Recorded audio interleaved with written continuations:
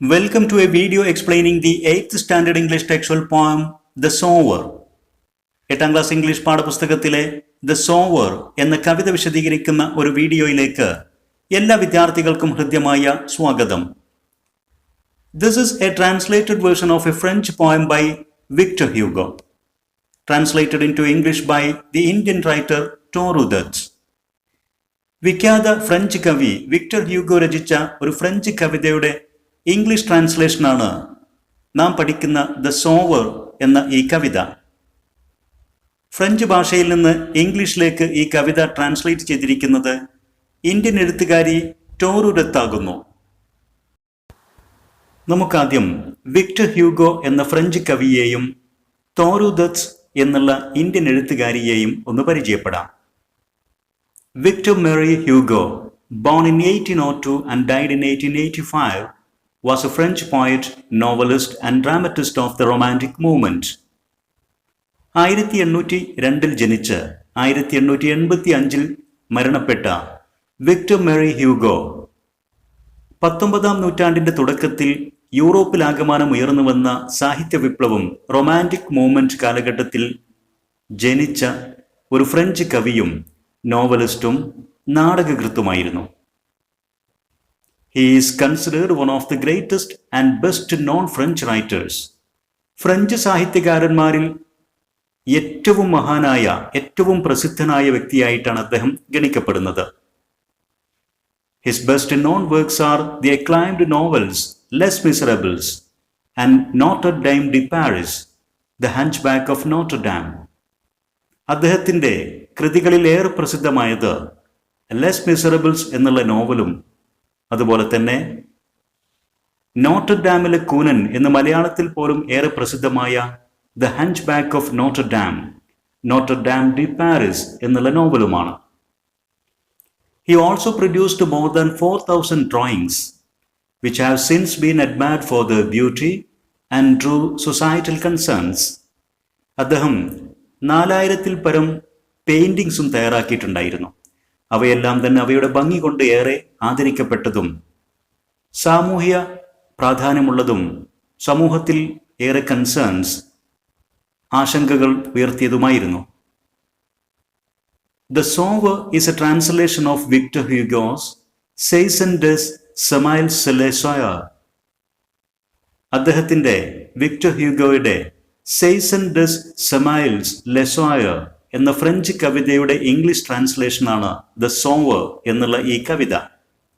The original text appears in ടോറുദത്ത്സ് A ഷീഫ് ഗ്ലീൻഡ് in French fields. ടോറുദത്തിന്റെ കവിതാ സമാഹാരമായ A ഷീഫ് ഗ്ലീൻഡ് in French fields എന്നുള്ള പുസ്തകത്തിൽ ഈ French കവിതയുടെ ഒറിജിനൽ ടെക്സ്റ്റും ഉൾപ്പെടുന്നു. ടോറുദത്ത്, എ ബംഗാളി ട്രാൻസ്ലേറ്റർ ആൻഡ് പോയിറ്റ് who wrote in English and French. Indian എഴുത്തുകാരിയും ട്രാൻസ്ലേറ്ററും കവിയുമായ ടോറുദത്ത് ഇംഗ്ലീഷിലും ഫ്രഞ്ച് ഭാഷയിലും ധാരാളം എഴുതിയിട്ടുണ്ട്. She was born on 4th March 1856 in Kolkata and died when she was just 21 years old on 30 August 1877. 1856 March 4 കൽക്കത്തയിലാണ് ടോറുദത്ത് ജനിച്ചത്. വെറും 21 വയസ്സ് മാത്രം പ്രായമായപ്പോൾ 1877 ഓഗസ്റ്റ് 30 അവർ മരണപ്പെടുകയും ചെയ്തു. Now let's go through the lines of the poem. ഇനി നമുക്ക് കവിത വരികളുടെ അർത്ഥവും ആശയവും മനസ്സിലാക്കാൻ ശ്രമിക്കാം. അതിനു മുമ്പ് ഈ കവിതയുടെ ആശയത്തെ സൂചിപ്പിക്കുന്ന ഒരു സെന്റൻസ് ഇവിടെ നൽകിയിട്ടുണ്ട്. Ploughing the fields, sowing seeds, reaping harvest, the sons of the earth never get tired. Plowing the fields, നിലം ഉഴുതുമറിക്കുന്നത്. Sowing seeds, വിത്തുകൾ വിതയ്ക്കുന്നത്. Reaping harvest, വിളവുകൾ കൊയ്തെടുക്കുന്നത്. The sons of the earth never get tired. ഈ അധ്വാനങ്ങൾ കൊണ്ടൊന്നും മണ്ണിൻ്റെ മക്കൾ tired ആകുന്നില്ല, അവർക്ക് മടുപ്പ് തോന്നുന്നില്ല, അവർ ക്ഷീണിതരാകുന്നില്ല. Sons of the earth means farmers. കർഷകർക്ക് ഈ അധ്വാനം മടുപ്പുളവാക്കുന്ന ഒരു ജോലിയേ അല്ല. Read the poem and explore this concept. ഈ കവിത വായിച്ച് ഈ ആശയം മനസ്സിലാക്കുക, അത് കണ്ടെത്തുക. നമുക്ക് ഈ കവിതയുടെ ആശയത്തെക്കുറിച്ച് ഒരു സൂചന ലഭിച്ചു. ഇത് കർഷകരെ കുറിച്ചാണ്. ഒരു കർഷകൻ അവൻ്റെ കൃഷിഭൂമിയിൽ കഠിനാധ്വാനം ചെയ്യുന്നു. ഇന്ന് വിത്ത് വിതച്ച് അവൻ്റെ ഭാവിയിൽ അവനക്ക് നല്ലൊരു വിളവെടുപ്പ് ലഭിക്കുമെന്ന് ശുഭപ്രതീക്ഷയിലാണ് കർഷകർ. എത്ര കഠിനമായ അധ്വാനമാണ് കൃഷിഭൂമിയിൽ അവൻ ചെയ്യുന്നതെങ്കിലും ആ കർഷകന് അവൻ്റെ ജോലിയിൽ മടുപ്പുണ്ടാകുന്നില്ല, അവന് ക്ഷീണം അനുഭവപ്പെടുന്നില്ല. അവന് നല്ലൊരു വിളവെടുപ്പ് കാലം വരുമെന്നുള്ള ശുഭപ്രതീക്ഷയാണ്. ഇതാണ് ഈ കവിതയുടെ ആശയം. ഇനി നമുക്ക് ആദ്യ സ്റ്റാൻസ വായിച്ചു നോക്കാം. Sitting in a porchway cool, fades the ruddy sunlight fast, twilight hastens on to roll, working hours are well nigh past. വിദ്യാർത്ഥികൾ ശ്രദ്ധിക്കേണ്ടത്, ഈ കവിതയുടെ സ്റ്റാൻസയിൽ 4 വരികളാണുള്ളത്. ഇങ്ങനെ 4 വരികൾ ഉൾപ്പെടുന്ന സ്റ്റാൻസയ്ക്ക് പറയുന്ന പേരാണ് കോട്രെയിൻ. കോട്രെയിൻ മീൻസ് 4 ലൈൻ സ്റ്റാൻസ, 4 വരികൾ ഉൾക്കൊള്ളുന്ന സ്റ്റാൻസ. ഇത്തരത്തിൽ 4 വരികൾ ഉൾക്കൊള്ളുന്ന 5 സ്റ്റാൻസുകളാണ് ഈ കവിതയിലുള്ളത്. അതായത് ഈ കവിത 5 കോട്രെയിൻസ് ആണ് എന്നർത്ഥം. ഇനി കവിതയുടെ റൈം സ്കീം ശ്രദ്ധിക്കുക. ഒന്നാമത്തെ വരി അവസാനിക്കുന്നത് കൂൾ എന്നുള്ള പദത്തിലാണ്. ദെൻ ഫാസ്റ്റ് എന്നുള്ള സെക്കൻഡ് ലൈൻ. മൂന്നാമത്തെ ലൈൻ അവസാനിക്കുന്നത് വീണ്ടും rule. Then fourth line past. ഇതിൽ നിന്ന് നമുക്ക് മനസ്സിലാക്കാൻ സാധിക്കും, the first line rhymes with the third line cool rule. The second line rhymes with the fourth line fast and past. അതുകൊണ്ട് ഈ കവിതയുടെ റൈം സ്കീം AB എന്നാണ്. ഇനി വരികളുടെ മീനിങ്സ് നോക്കാം. Sitting in a porchway cool. കവി പറയുന്നു, അദ്ദേഹത്തിൻ്റെ പോച്ച് വേ, എൻട്രൻസ് അഥവാ പൂമുഖം, വീടിൻ്റെ എൻട്രൻസ് ഭാഗത്ത് വളരെ കൂളായിട്ട് ഇരിക്കുകയായിരുന്നു. ശാന്തമായി അദ്ദേഹം തൻ്റെ പൂമുഖത്ത് ഇരിക്കുകയാണ്. ഈ സമയത്ത് fades the ruddy sunlight fast. സന്ധ്യാസമയത്തെ സൂര്യൻ്റെ ചുവന്ന വെളിച്ചം വളരെ വേഗം അത് മങ്ങിക്കൊണ്ടിരിക്കുന്നു. Twilight hastens on to rule. ആ വെളിച്ചം മങ്ങി ട്വൈലൈറ്റ് സോഫ്റ്റ് ആയിട്ടുള്ള ഇരുട്ട് പരക്കാൻ തുടങ്ങുന്നു. ഇരുട്ട് വളരെ ഹേസ്റ്റൻസ്, വളരെ ധൃതി പിടിച്ച് അത് അവിടം ആകം പരക്കാൻ തുടങ്ങുന്നു. Working hours are well nigh past. ആ സമയത്ത് സന്ധ്യാസമയം ഇരുട്ട് പരന്നു തുടങ്ങി. സാധാരണഗതിയിലുള്ള പകൽ സമയത്തെ ജോലി സമയം ഏകദേശം കടന്നു കഴിഞ്ഞിരിക്കുന്നു, അത് അവസാനിച്ചിരിക്കുന്നു. Well nigh past, almost past എന്നർത്ഥം. വെൽ നൈ ഏകദേശം ജോലി സമയമെല്ലാം കഴിഞ്ഞിരിക്കുന്നു. ഈ സ്റ്റാൻസയുടെ മീനിങ് ഇതാണ്. The poet or the speaker, കവി അതല്ലെങ്കിൽ കവി, ഈ കവിതയിൽ ഉദ്ദേശിക്കുന്ന ഒരു സ്പീക്കർ, അദ്ദേഹം പറയുന്നു, one sits in his porch enjoying the sunset. സന്ധ്യാസമയത്തെ ആ സൂര്യാസ്തമനവും അതിൻ്റെ വെളിച്ചവുമൊക്കെ ആസ്വദിച്ചുകൊണ്ട് കവി അദ്ദേഹത്തിൻ്റെ പോച്ചിൽ ഇരിക്കുകയാണ്. The reddish sunlight is fading fast and the soft darkness, that is the twilight, is approaching, marking the end of the day's working time. സന്ധ്യാസമയത്തെ സൂര്യൻ്റെ റെഡിഷ് സൺലൈറ്റ്, ആ ചുവന്ന വെളിച്ചം വളരെ വേഗം അത് മാഞ്ഞുകൊണ്ടിരിക്കുന്നു. പകരം സോഫ്റ്റ് ഡാർക്ക്നെസ് അഥവാ ട്വൈലൈറ്റ്, ചെറിയ ഇരുട്ട് പരന്നുകൊണ്ടിരിക്കുന്നു, അത് പടർന്നുകൊണ്ടിരിക്കുന്നു. അപ്രോച്ചിങ്, അതിങ്ങനെ സമീപിച്ചു കൊണ്ടിരിക്കുകയാണ് ആ ഇരുട്ട്. Marking the end of the day's working time, പകൽ സമയത്ത് ജോലിയുടെ അവസാനമായി എന്ന് അടയാളപ്പെടുത്തിക്കൊണ്ട് ഇരുട്ട് പരക്കാൻ തുടങ്ങുന്നു. ഇനി പ്രധാനപ്പെട്ട വേർഡ്സ് ഇതാണ്. Porchway means entrance to a building, ഒരു ബിൽഡിങ്ങിലേക്കുള്ള എൻട്രൻസ്, പ്രവേശന ഭാഗം, പൂമുഖം. Ruddy means red in colour, ചുവന്ന നിറത്തിലുള്ള. Twilight, the soft light seen before sunrise and after sunset. സൂര്യൻ ഉദിച്ചുയരുന്നതിന് മുമ്പ് എന്ന് വെച്ചാൽ വെളിച്ചം വരുന്നതിന് മുമ്പുള്ള നേർത്ത വസ്തുക്കളൊക്കെ ഒരുവിധം കാണാൻ പറ്റുന്ന തരത്തിലുള്ള നേർത്ത ഇരുട്ട്. പ്രകാശം ഇപ്പോൾ സൂര്യൻ ഉദിച്ചു വരുന്നതിന് മുമ്പാണെങ്കിൽ ശക്തമായ ഇരുട്ടിൽ നിന്ന് വെളിച്ചത്തിലേക്ക് വരുന്ന ആ അവസ്ഥ. അതുപോലെ തന്നെ ആഫ്റ്റർ സൺസെറ്റ്, സൂര്യൻ അസ്തമിച്ചു കഴിഞ്ഞാൽ പകൽ വെളിച്ചം കുറേശ്ശെ ഇല്ലാതായി ഇരുട്ടിലേക്ക് പോകുന്ന വസ്തുക്കളെ ഒരുവിധം കാണാൻ സാധിക്കുന്ന ആ ഒരു വെളിച്ചം, അതാണ് ട്വൈലൈറ്റ്. ഹേസ്റ്റൺ മീൻസ് ധൃതി വയ്ക്കുക എന്നൊക്കെ അർത്ഥം നമ്മൾ മലയാളത്തിൽ പറയുന്ന മൂവ് ഓർ ആക്ട് ക്വിക്ക്ലി, വളരെ പെട്ടെന്ന് ചലിക്കുക, വളരെ പെട്ടെന്ന് നീങ്ങുക എന്നൊക്കെ അർത്ഥം. വെൽ നൈ മീൻസ് ഓൾമോസ്റ്റ്, ഏകദേശം. അപ്പോൾ ഇതാണ് ആദ്യ സ്റ്റാൻസയുടെ അർത്ഥം. കവി അദ്ദേഹത്തിൻ്റെ പൂമുഖത്ത് സന്ധ്യാസമയത്തെ ആ സൂര്യവെളിച്ചവുമൊക്കെ ആസ്വദിച്ചിരിക്കുകയായിരുന്നു. സൂര്യൻ്റെ ചുവന്ന വെളിച്ചം വളരെ പെട്ടെന്ന് തന്നെ മങ്ങിക്കൊണ്ടിരിക്കുന്നു. ആ സ്ഥാനത്തേക്ക് ഇരുട്ട് പരക്കാൻ തുടങ്ങുന്നു. ആ ഇരുട്ട് വളരെ വേഗം പടർന്നു കയറുന്നു. പകൽ സമയത്തെ അധ്വാനത്തിൻ്റെ മണിക്കൂറുകൾ, അധ്വാനിക്കുന്ന പകൽ സമയം കഴിഞ്ഞു, ഏകദേശം കടന്നുപോയി എന്ന് സൂചിപ്പിക്കുന്ന രൂപത്തിലാണ് ഇരുട്ട്. ഇനി second stanza. Shadows shoot across the lands, but one sower lingers still.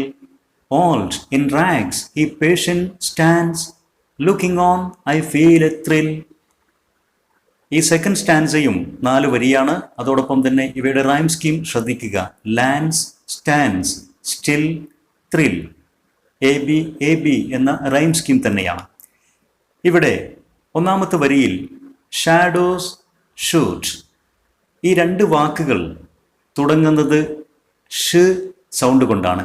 Shadow, shoot. ഇത് അലിറ്ററേഷൻ എന്നുള്ള ഫിഗർ ഓഫ് സ്പീച്ചിന് ഉദാഹരണമാണ്.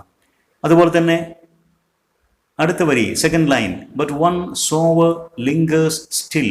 സോവർ ആൻഡ് സ്റ്റിൽ, ഈ 2 പദങ്ങളും സ് സൗണ്ടുകൾ കൊണ്ട് തുടങ്ങുന്നു. അതും അലിറ്ററേഷന് ഉദാഹരണമാണെന്ന് വിദ്യാർത്ഥികൾ ശ്രദ്ധിക്കുക. Shadows shoot across the lands. Land ഇവിടെ അർത്ഥമാക്കുന്നത് ആ ഫീൽഡ്, കൃഷിഭൂമി. ആ കൃഷിഭൂമിയാകെ നിഴൽ പരക്കാൻ തുടങ്ങിയിരിക്കുന്നു. അവിടെ ഇപ്പോൾ വെളിച്ചമില്ല, ഇരുട്ട് പടർന്നു കയറിയിരിക്കുന്നു. വസ്തുക്കളുടെയൊക്കെ, മരങ്ങളുടെയും മറ്റു ചെടികളുടെയും ഒക്കെ നിഴലുകളാണ് അപ്പോൾ അവിടെ കാണപ്പെടുന്നത്. But one sower lingers still, ഇപ്പോഴും അതാ അവിടെ ഒരു കർഷകൻ നിലകൊള്ളുന്നു. സോവർ, SOW, സോ എന്ന പദത്തിനർത്ഥം വിത്ത് വിതക്കുക എന്നാണ്. ആ വിത്ത് വിതക്കുന്ന ആള്, അതാണ് sower.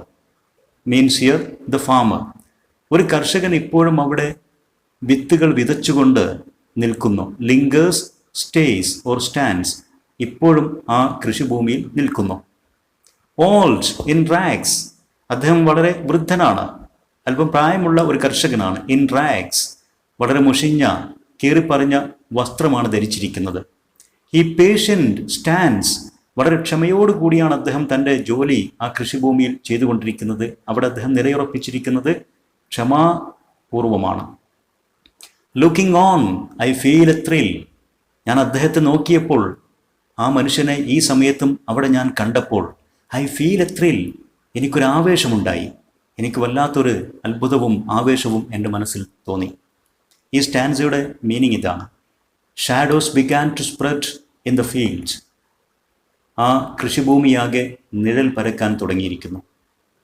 But still there is one sower, പക്ഷെ ഇപ്പോഴും അവിടെ ഒരു സോവർ, വിത്ത് വിതക്കുന്ന ഒരു ഫാമർ, ഒരു കർഷകനുണ്ട്. റിമൈൻസ് ദർ, അദ്ദേഹം ഇപ്പോഴും അവിടെ നിലനിൽക്കുന്നു. Is a poorly dressed old man, വളരെ മോശമായിട്ട് എന്ന് പറഞ്ഞാൽ വളരെ കീറിപ്പറിഞ്ഞ മുഷിഞ്ഞ വസ്ത്രങ്ങളൊക്കെയാണ് അദ്ദേഹം ധരിച്ചിരിക്കുന്നത്. അങ്ങനെയുള്ള ഒരു വൃദ്ധനായ മനുഷ്യനാണ് അദ്ദേഹം. He works patiently still in the field, ഈ ഇരുട്ട് പരന്ന സമയത്തും അദ്ദേഹം വളരെ ക്ഷമയോടുകൂടി തൻ്റെ കൃഷിഭൂമിയിൽ ജോലി തുടർന്നുകൊണ്ടിരിക്കുന്നു.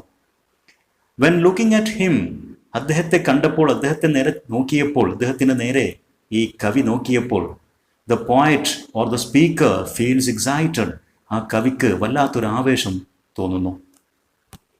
ഇനി പ്രധാന വേർഡ്സ്. ഷൂട്ട് എന്നതുകൊണ്ട് ഇവിടെ അർത്ഥമാക്കുന്നത് സ്പ്രെഡ്.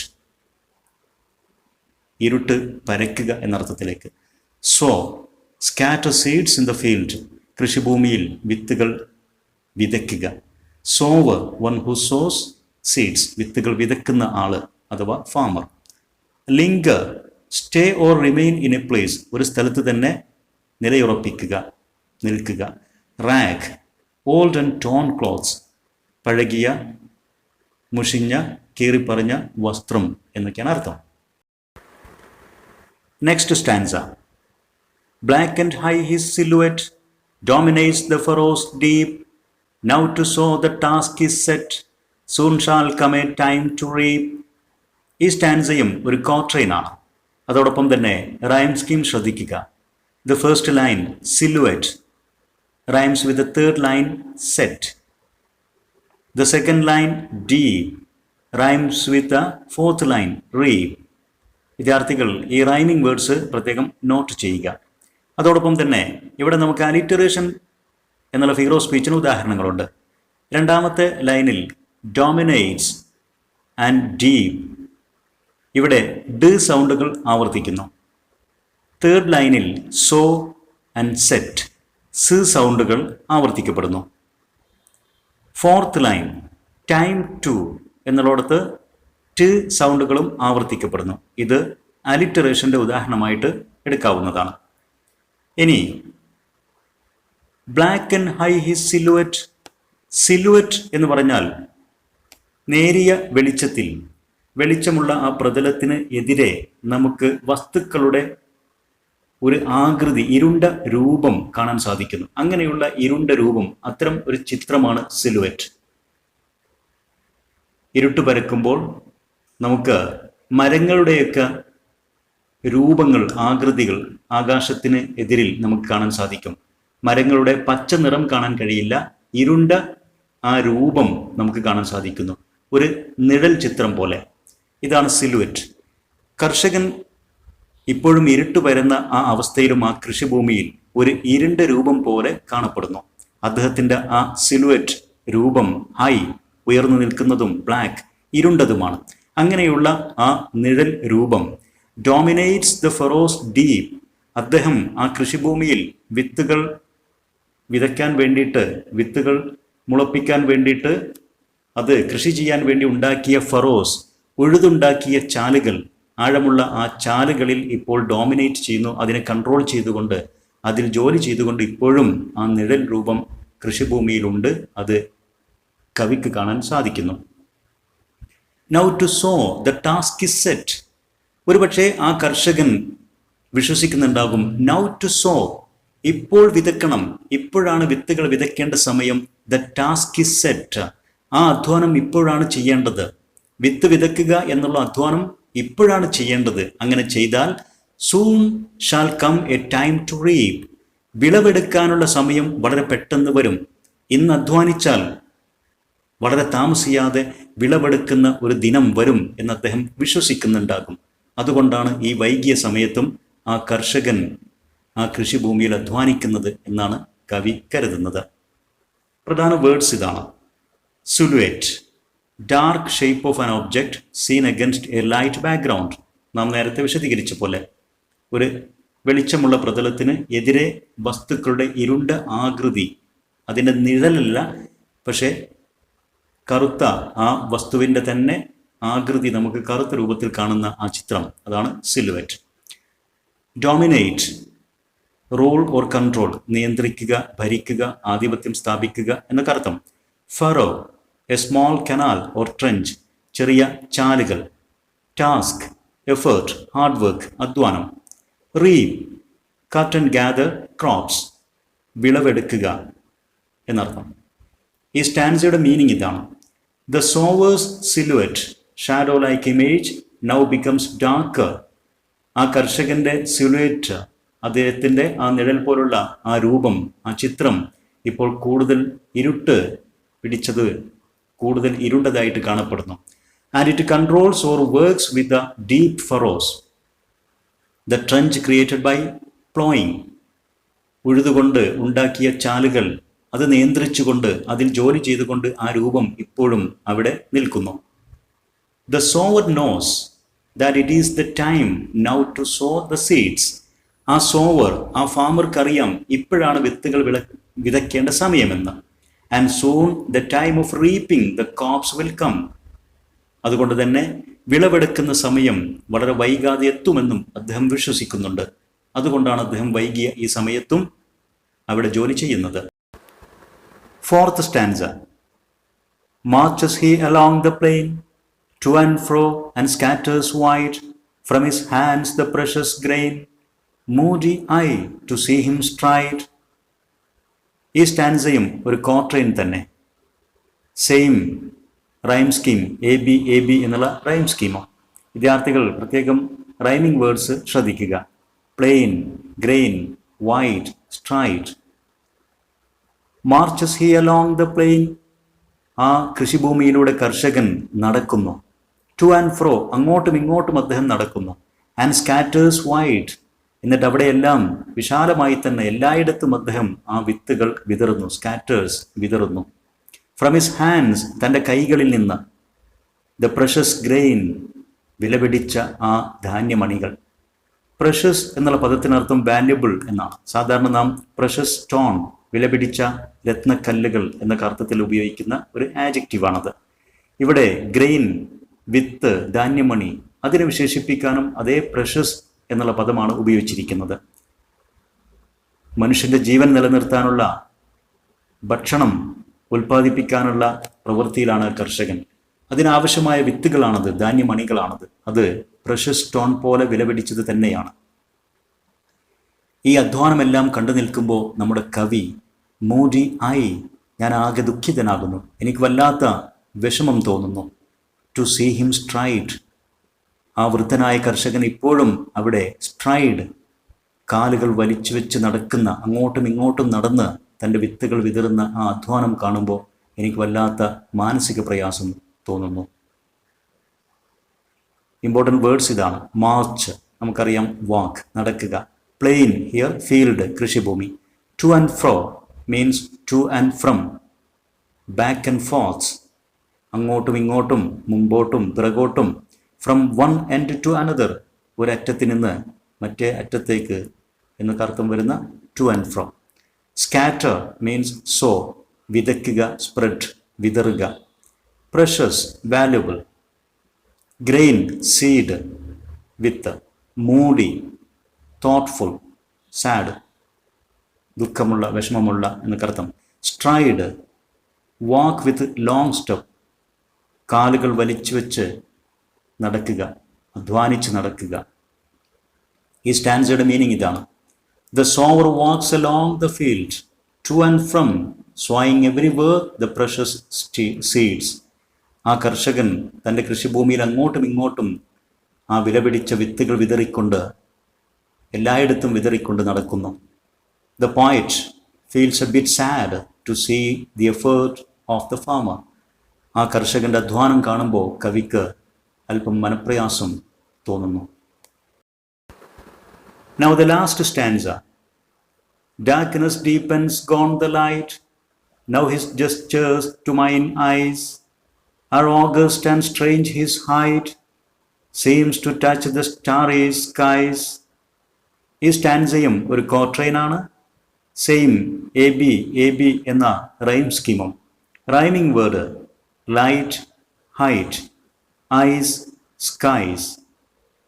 ഡാർക്ക്നെസ് ഡീപ്പൻസ്, ഇരുട്ട് ശക്തി പ്രാപിക്കുന്നു. ഗോൺ ദ ലൈറ്റ്, വെളിച്ചം പാടെ അപ്രത്യക്ഷമായിരിക്കുന്നു. അല്പം പോലും വെളിച്ചം ഇപ്പോൾ ഇല്ല. ഇരുട്ട് ആ കൃഷിഭൂമിയാകെ പരന്നിരിക്കുന്നു. ഇപ്പോഴും ആ കർഷകൻ അവിടെ അധ്വാനിക്കുകയാണ്. നൗ ഹിസ് ജസ്റ്റേഴ്സ്, അദ്ദേഹത്തിൻ്റെ ശരീരത്തിൻ്റെ ആ ചലനം മാത്രമേ എനിക്ക് കാണാൻ സാധിക്കുന്നുള്ളൂ. നൗ ഹിസ് ജസ്റ്റേഴ്സ്, അദ്ദേഹത്തിൻ്റെ മൂവ്മെൻറ്റ്സ്, അങ്ങോട്ടും ഇങ്ങോട്ടും നടക്കുന്ന, അധ്വാനിക്കുന്ന ആ രൂപത്തിൻ്റെ ചലനം. ടു മൈൻ ഐസ്, എൻ്റെ കണ്ണുകൾക്കിപ്പോൾ ആ ചലനം, ആർ ഓഗസ്റ്റ്, വളരെ ഉദാത്തമായിട്ട് തോന്നുന്നു. ആ കർഷകനോട് വളരെ വലിയ ആദരവ് തോന്നിപ്പിക്കുന്ന ഒന്നായിട്ട് ആ ചലനങ്ങൾ മാറിയിരിക്കുന്നു.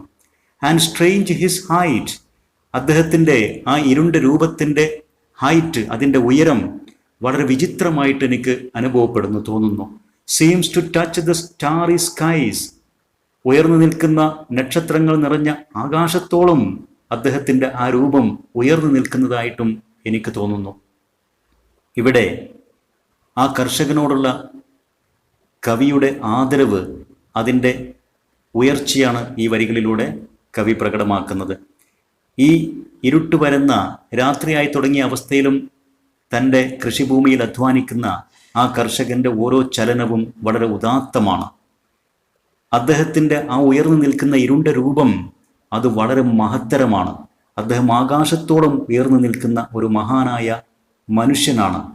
നാം നിസാരക്കാരനായ ഒരു കർഷകനായിട്ട് കാണുന്ന അദ്ദേഹം മഹാനായ ആകാശത്തോളം ഉയർന്നു നിൽക്കുന്ന ഒരു മനുഷ്യനായിട്ടാണ് കവി അദ്ദേഹത്തെ കാണുന്നത്.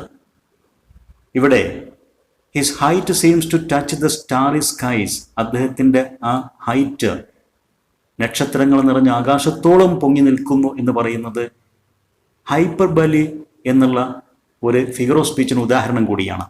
ഒരു കാര്യത്തെ പർവ്വതീകരിച്ച് പറയുക, വലുതാക്കി അവതരിപ്പിക്കുക, എക്സാജറേറ്റ് ചെയ്ത് അവതരിപ്പിക്കുന്നതിനാണ് ഹൈപ്പർബലി എന്ന് പറയുന്നത്. അതിൻ്റെ ഒരു എക്സാമ്പിൾ കൂടിയാണ് ഇത്. പ്രധാനപ്പെട്ട വേർഡ്സ് ഇതാണ്: ഡീപ്പൻസ്, ഡാർക്ക്നെസ് ഡീപ്പൻസ് എന്ന് പറഞ്ഞാൽ ബിക്കംസ് സ്ട്രോങ്, ഇരുട്ട് ശക്തി പ്രാപിക്കുന്നു എന്നർത്ഥം. ജസ്റ്റേഴ്സ്, സാധാരണ നമ്മൾ ആംഗ്യഭാഷ കൈയും തലയും മുഖഭാവവും ഒക്കെ വെച്ചുകൊണ്ട് നാം കമ്മ്യൂണിക്കേറ്റ് ചെയ്യാൻ ഉപയോഗിക്കുന്നത്. ഇവിടെ ഉദ്ദേശിക്കുന്നത് മൂവ്മെൻറ്റ്സ്, ശരീരത്തിൻ്റെ ചലനം. മൈൻ മീൻസ് മൈ, എൻ്റെ. ഓഗസ്റ്റ്, വേർത്തി ഓഫ് റെസ്പെക്റ്റ്, ആദരവ് തോന്നിപ്പിക്കുന്ന, നോബിൾ, ഉദാത്തമായ എന്നൊക്കെ അർത്ഥം. Starry sky, sky with full of stars, നക്ഷത്രങ്ങൾ നിറഞ്ഞ ആകാശം. ഈ സ്റ്റാൻസയുടെ മീനിങ് ഇതാണ്: zone the darkness becomes stronger and the day light fully disappears. പെട്ടെന്ന് തന്നെ ആ കൃഷിഭൂമിയാകെ ഇരുട്ട് ശക്തി പ്രാപിച്ച് പടർന്നു പിടിച്ചു. പകൽ വെളിച്ചം പൂർണ്ണമായിട്ടും അപ്രത്യക്ഷമായിരിക്കുന്നു. The sower's activities appear to the poet to be very noble. ആ കർഷകന്റെ ഓരോ അധ്വാനവും പ്രവൃത്തിയും വളരെ നോബിളായിട്ടുള്ള ഉദാത്തമായ ഒന്നായിട്ട് കവിക്ക് തോന്നുന്നു. To the poet, it was a strange sight that the height of the sower seems to touch the starry sky. കവിയെ സംബന്ധിച്ചിടത്തോളം ആ കർഷകന്റെ ഉയർന്നു നിൽക്കുന്ന ആ രൂപം ആകാശത്തോളം ഉയർന്നു നിൽക്കുന്നതായിട്ട് അദ്ദേഹത്തിന് തോന്നുന്നത് വളരെ വിചിത്രമായിരുന്നു. ഇരുട്ട് വരുന്ന ആ കൃഷിഭൂമിയിൽ നിന്ന് ഇരുട്ട് പടർന്നു തുടങ്ങിയിരിക്കുന്ന ആകാശത്തേക്ക് മുട്ടുന്നത് പോലെയാണ് ആ കർഷകന്റെ ഇരുണ്ട രൂപവും വളരെ വിചിത്രമായിട്ട് തോന്നിയത്. ഇത്രയുമാണ് ദ സോവർ എന്ന കവിതയുടെ അർത്ഥവും ആശയവും. ഇവിടെ വിശദീകരിച്ച കാര്യങ്ങൾ വിദ്യാർത്ഥികൾക്ക് വ്യക്തമായി മനസ്സിലായിരിക്കും എന്ന് വിശ്വസിക്കുന്നു. നിങ്ങളുടെ അഭിപ്രായങ്ങളും നിർദ്ദേശങ്ങളും സംശയങ്ങളും കമൻറ്റ് ചെയ്യുക. ഇംഗ്ലീഷ് എജുസ്പോട്ട് എജുവീഡിയോ യൂട്യൂബ് ചാനൽ സബ്സ്ക്രൈബ് ചെയ്യുക. നിങ്ങൾക്ക് ഉപകാരപ്പെട്ട വീഡിയോസ് നിങ്ങളുടെ സുഹൃത്തുക്കൾക്ക് ഷെയർ ചെയ്യുക. Thanks for watching.